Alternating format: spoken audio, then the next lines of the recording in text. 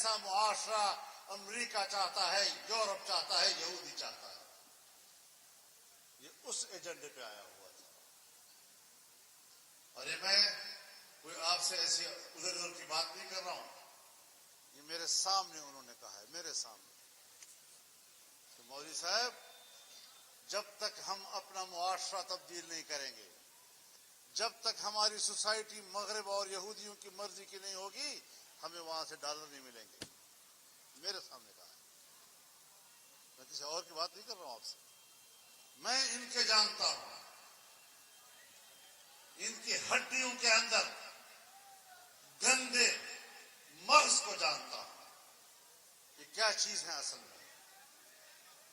ہم نے اس قوت سے جنگ لڑی ہے جس کے پشت پر امریکہ تھا, جس کے پشت پر یورپ تھا, جس کے پشت پر یہودی تھا, اور جس نے یہاں پر اپنی سیاست کے لیے پیسہ لیا.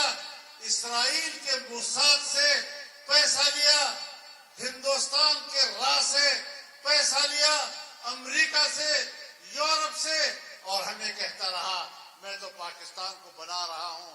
تم نے ان کے پیسے پر ان کا ایجنڈا پورا کرنے کی کوشش کی. آج مجھے حیرت ہے اس بات کی. مجھے تو نوجوانوں سے ہمدردی ہے. میں اپنی نسل کو, اپنی اولاد کو, اپنے بچوں کو گمراہ نہیں دیکھ سکتا.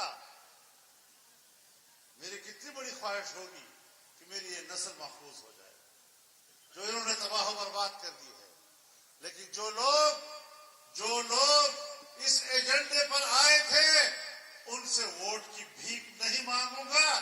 ان کو آج کے جلسے سے پیغام بھیجنا چاہتا ہوں کہ اگر خدا نہ کرے یہ فتنہ کل دوبارہ ملک پر مسلط ہوتا ہے تو انشاءاللہ کل بھی اپنے مقابلے میں ان فقیروں کو پائیں گے. نعرہ تکبیر! قائد تیری جرت کو, قائد تیری عظمت کو, ہمارا تیتا کامیاب. اس طرح کے بے حیا لوگ, اس طرح کے گمراہ لوگ جنہوں نے میری نوجوان نسل کو تباہ و برباد کر دیا. میرے ملک کی تاریخ میں کبھی ایک دفعہ بھی ایسا وقت نہیں آیا کہ ملک سالانہ ترقی کی شرح 0 سے نیچے چلی جائے, اور اس فتنے کے دور میں ہم نے وہ دن بھی دیکھے. ترقی کی راہیں روک دی گئی, میگا پروجیکٹس روک دیے گئے, لوگوں کی معیشت کا سہارا چھین لیا گیا, اور پھر بھی وہ کہتے ہیں کہ ہماری ضرورت ہے, ہم ملک میں آئیں گے, تمہارا باپ بھی نہیں آ سکے گا انشاءاللہ. تمہیں ہم نے ایسا بٹھایا ہے کہ اب تم اٹھنے کی بھی قابل نہیں رہو. جھوٹ بولنا تو ان کے بائیں ہاتھ کا کھیل ہے. صبح ایک بیان, تو ظہر کو ایک بیان, تو شام کو ایک بیان, تو رات کو دوسرا بیان. ایک بیان ایک سے نہیں ملتا, دوسرا دوسرے سے نہیں ملتا, اور اس کے باوجود بڑا کھرا انسان اور بیڑا گھر تمہارے کرے.